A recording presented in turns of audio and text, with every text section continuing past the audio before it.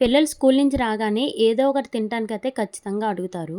అప్పుడప్పుడు ఇలా కందిపప్పుతో దోసలు వేసి ఇవ్వండి. చాలా ఇష్టంగా తింటారు. ఫస్ట్ అయితే ఒక బౌల్ తీసుకొని అందులో ఒక గ్లాస్ కందిపప్పు, 3 టేబుల్ స్పూన్ రైస్ వేసి వాటర్‌తో వాష్ చేసుకొని, ఆ పప్పు నిండేంత వరకు వాటర్ వేసి నానబెట్టుకోవాలి. ఒక 2 ఆర్ 3 అవర్స్‌లో నానిపోతుంది. పిల్లలు రాకముందు నానబెట్టుకుంటే పిల్లలొచ్చాక వేడివేడిగా ఇలా దోసలు వేసి ఇవ్వచ్చు.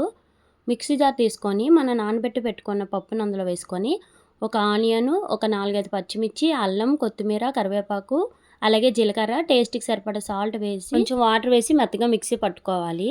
ఈ కందిపప్పు మా మామయ్య ఊరు నుంచి పంపించారు. నాకు ఈ ఎర్ర కందిపప్పు వండటం రాలేదు. అందుకే ఇలా అయితే ట్రై చేస్తున్నాను. టేస్ట్ అయితే చాలా బాగా వచ్చాయి. దోసలు కూడా చాలా స్మూత్‌గా వచ్చాయి. పప్పుని ఎందుకులే పడేయడమని ఇలా దోసల్లా ప్రిపేర్ చేశా. పిల్లలు కూడా చాలా ఇష్టంగా తిన్నారు. చట్నీ కూడా ఏం అవసరం లేదు. అలానే తినేయొచ్చు. మీరు ఎప్పుడైనా ట్రై చేసుంటే కింద కామెంట్ చేయండి. ఈ వీడియో మీకు నచ్చితే లైక్ చేసి మరిన్ని వీడియోస్ కోసం ఛానల్‌ని అయితే ఫాలో అవ్వండి. Thank you for watching.